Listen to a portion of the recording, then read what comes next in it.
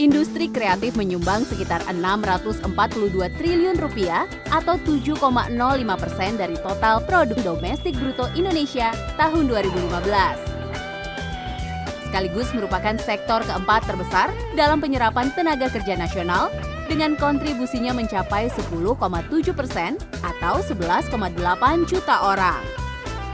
Kontribusi terbesar berasal dari sektor kuliner sebanyak 34,2%, diikuti fashion 27,9% dan kerajinan 14,88%. Di sektor kerajinan, industri tenun dan batik memiliki nilai ekspor sekitar 151,7 juta US dollar atau sekitar 2 triliun rupiah pada tahun 2016. Nilai ekspor itu diharapkan terus meningkat seiring dengan peningkatan produktivitas dan inovasi industri tenun dan batik. Salah satu upaya yang tengah dilakukan Kementerian Perindustrian adalah peningkatan penggunaan teknologi baru melalui restrukturisasi mesin dan peralatan produksi.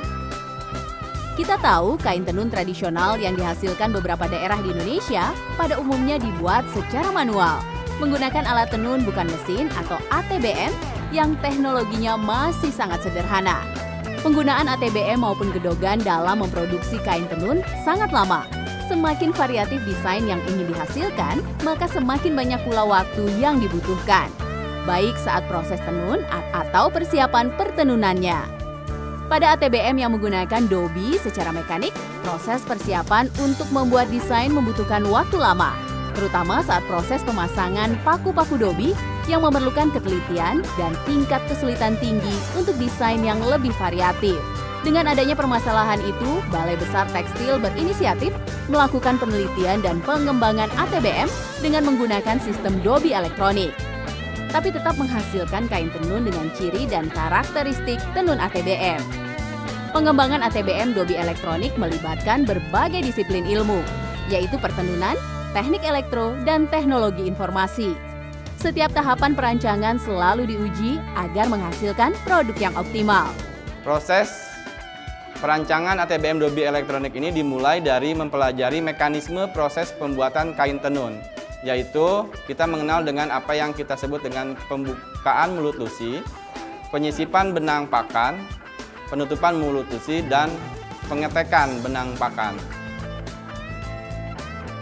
Yang dikembangkan pada mesin ATBM dobi elektronik ini yaitu pada proses pembukaan dan penutupan mulut lusinya, di mana dalam proses ini terjadi proses mekanisme pembuatan desain tenun. Peralatan yang dibutuhkan dibagi menjadi dua kelompok besar, yaitu peralatan ATBM dan peralatan dobi elektronik itu sendiri. Pada prinsipnya, mekanisme proses pertenunan pada ATBM dobi elektronik ini dibandingkan dengan ATBM manual itu ada yang perbedaan yang sangat mencolok, yaitu pada saat proses pembuatan desainnya. Pada ATBM manual itu menggunakan papan dobi dan paku dobi, sedangkan pada ATBM dobi elektronik ini sudah menggunakan sebuah software yang sifatnya sebagai desain tenun struktural. ATBM dengan sistem dobi elektronik berhasil mengurangi waktu pembuatan motif. Keunggulan lainnya adalah dobi elektronik yang multifungsi. Pembuatan motif tenun, penyusunan kartu dobi, dan setup ATBM dilakukan secara elektronik sehingga lebih cepat. Dengan begitu diharapkan proses pembentukan desain kain menjadi lebih cepat dan dapat dipergunakan kembali dengan hanya memanggil data desain yang diinginkan. Karena data desain sudah tersimpan pada database komputer. Upaya lain untuk meningkatkan produktivitas dan inovasi adalah melalui peningkatan kemitraan antara IKM dengan industri tekstil dalam negeri untuk pemenuhan kebutuhan bahan baku. Peningkatan kompetensi sumber daya manusia dan mutu produk melalui bimbingan teknis dan pendampingan tenaga ahli. Peningkatan akses pemasaran melalui fasilitas promosi atau pameran. Peningkatan akses permodalan melalui program kredit usaha rakyat atau KUR, dan layanan perbankan maupun non-perbankan.